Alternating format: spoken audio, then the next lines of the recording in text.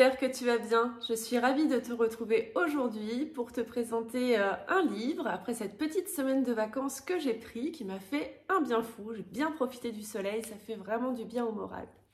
Aujourd'hui, je te présente de nouveau un livre d'Anne-Sophie Casper. Donc c'est un livre qui est édité par Rustica Édition au prix de seulement 14,95 €. Donc la couverture est vraiment très belle. Je vous montre aussi la petite tranche. Ah, ça ne veut pas faire la mise au point. Donc c'est de belles plantes grâce au magnétisme. J'ai la main verte.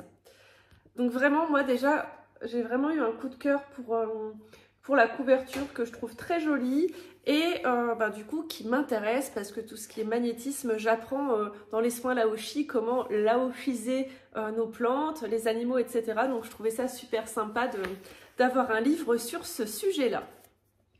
Donc en quatrième de couverture, on nous dit « Et si nous utilisions le magnétisme pour prendre soin de nos plantes au quotidien ?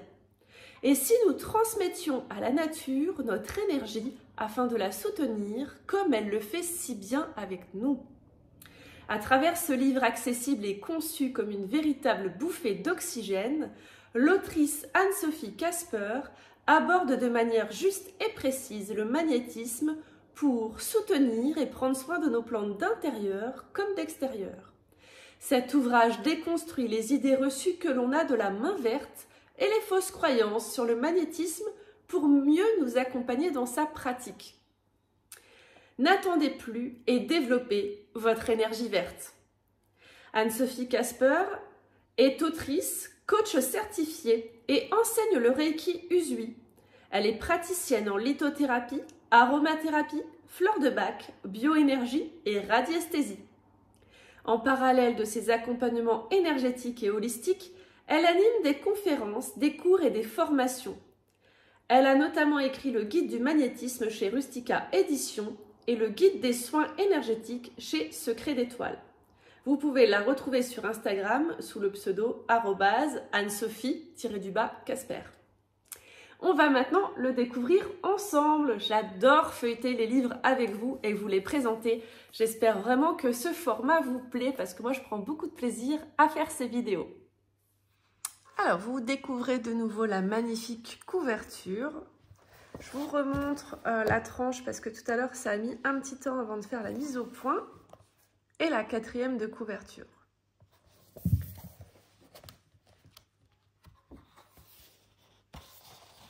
Alors, de belles plantes grâce au magnétisme. J'ai la main verte.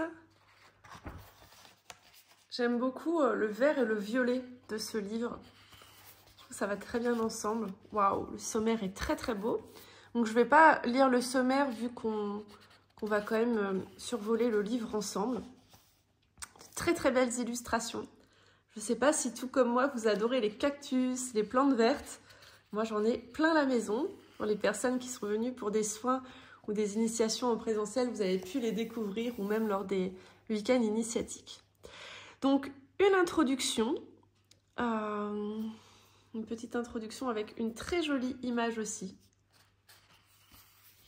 J'aime bien le fait que les titres soient en vert. Le petit encadré là est très joli. Donc des mises en garde.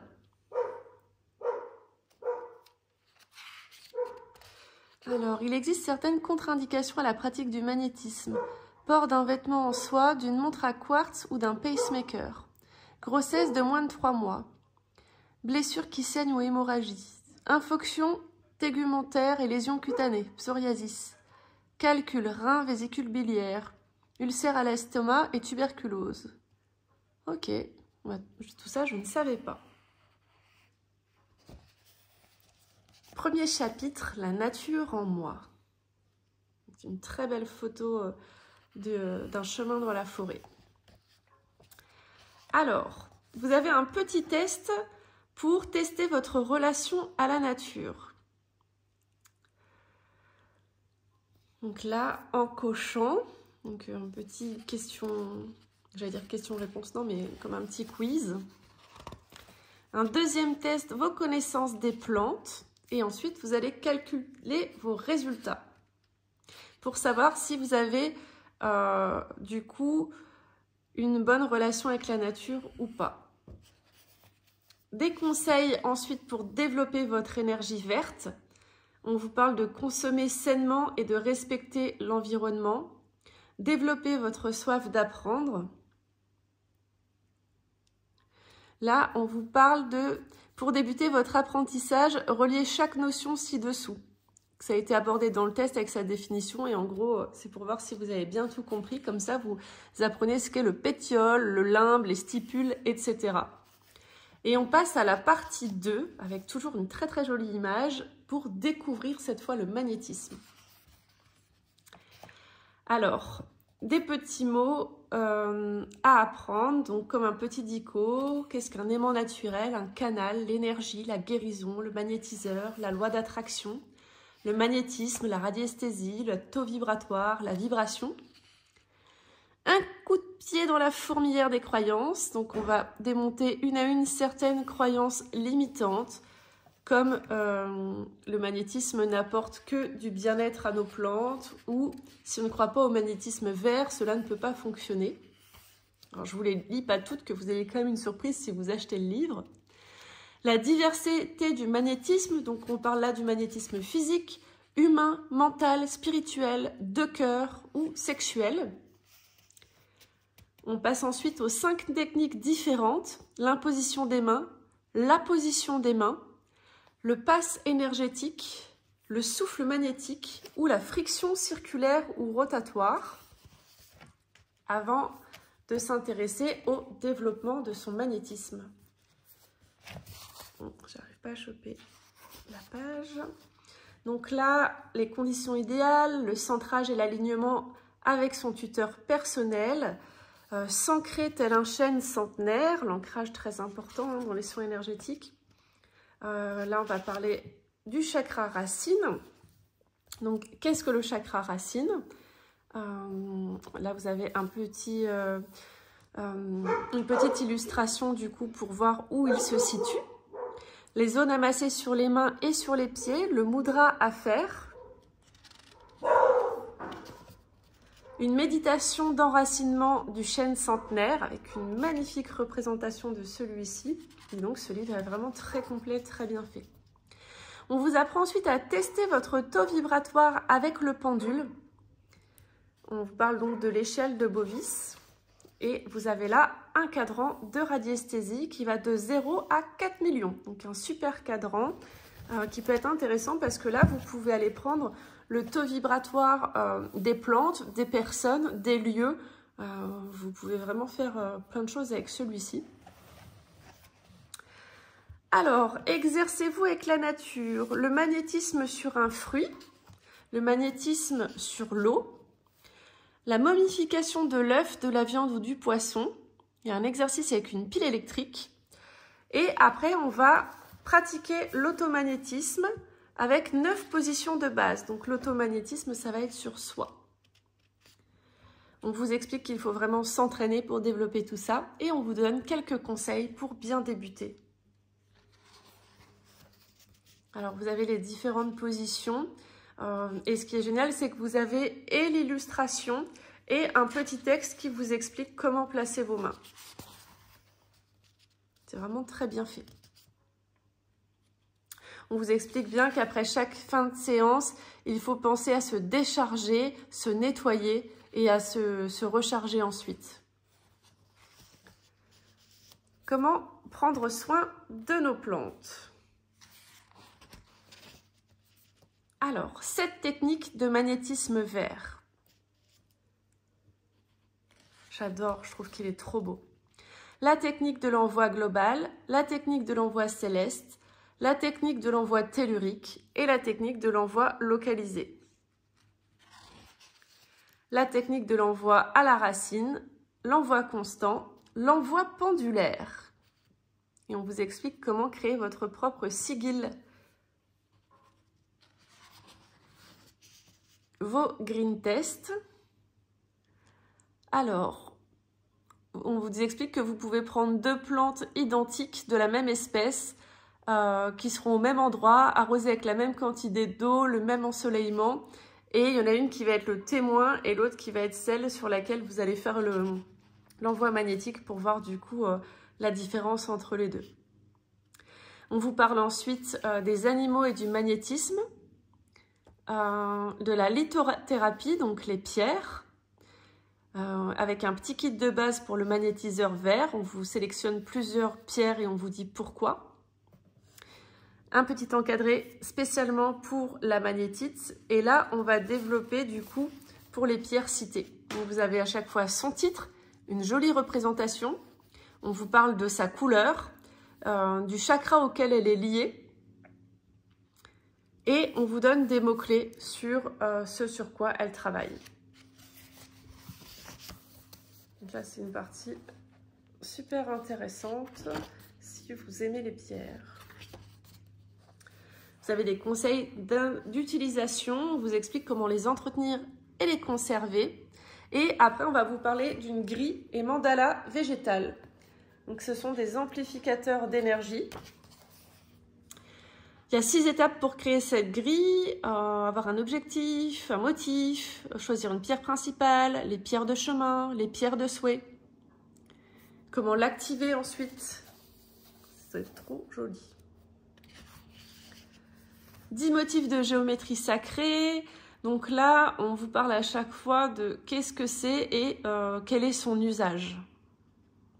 Donc par exemple, je vais en prendre un au hasard.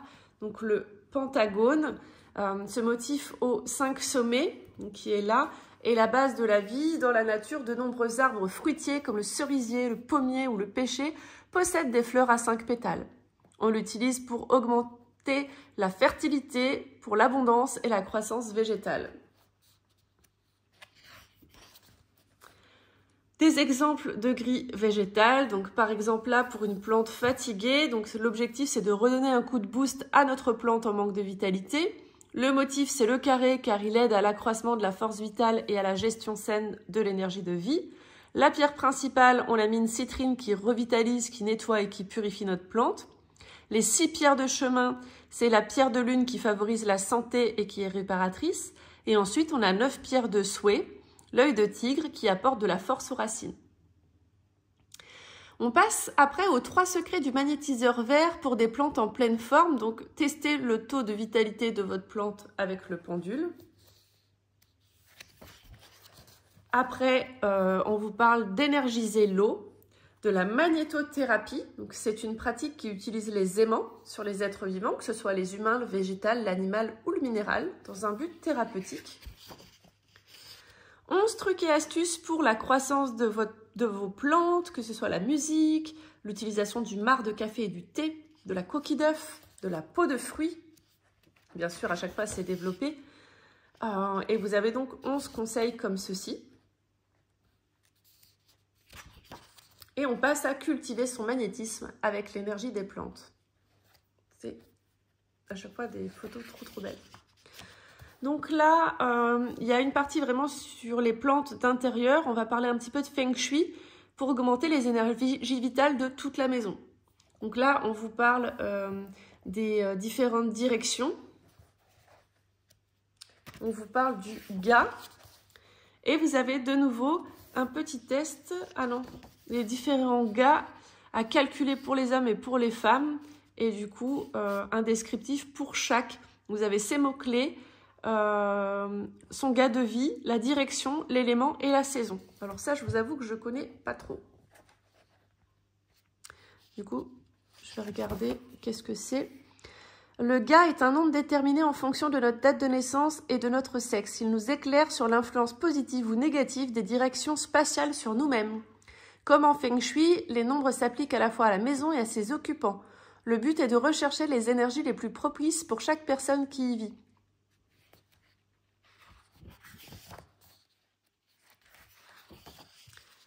Alors, le Feng Shui en pratique. On parle ensuite des bols chantants. Ensuite, on va parler de 7 plantes qui apportent de bonnes énergies. Donc, à chaque fois, on vous explique quel est le symbole de cette plante. Un petit conseil. Donc, par exemple, la plante de jade. Ah, c'est marrant parce que je vous montre, mais j'en ai une juste là. Donc, Donc je ne peux pas la montrer plus bien. Et du coup, j'ai versé de l'eau sur ma petite nappe. Alors la plante de jade, par exemple, on dit que le nom botanique est Crassula ovata. Elle apporte richesse et abondance. La forme des feuilles de cette plante ressemble à des pièces de monnaie et symbolise l'énergie de l'argent. Conseil, cette plante est parfaite pour les mains vertes débutantes car elle ne demande que peu d'entretien. Et enfin, les plantes de notre jardin. Alors là, on va vous donner un petit test encore à faire pour voir si vous avez bien suivi le livre. Reliez chaque notion ci-dessous avec les bonnes plantes. Donc vous avez 15 notions et 3 plantes. Les plantes aromatiques, les sauvages et les potagères. Donc par exemple, lesquelles sont particulièrement riches en chlorophylle? Est-ce que c'est les potagères, les sauvages ou les aromatiques?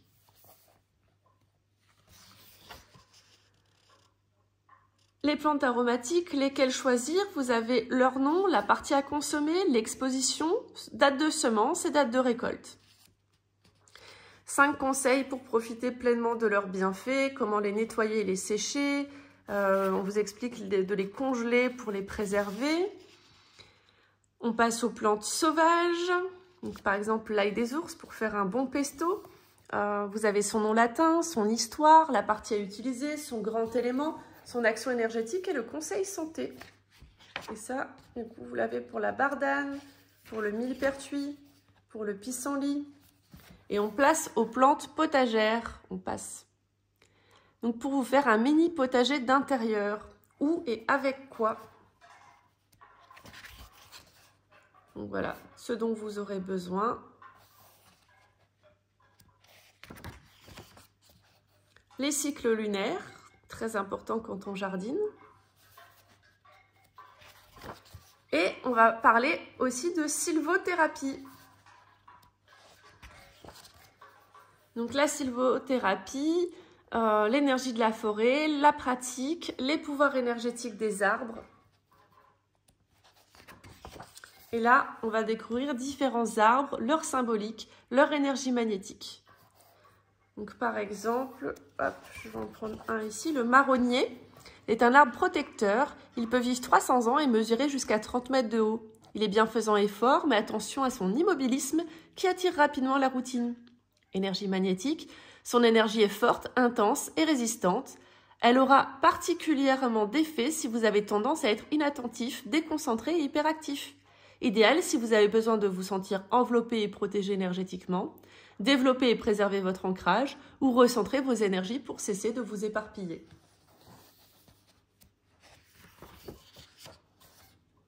Voilà, on a le sapin, le saule, le pommier, l'olivier. Et on arrive à la conclusion.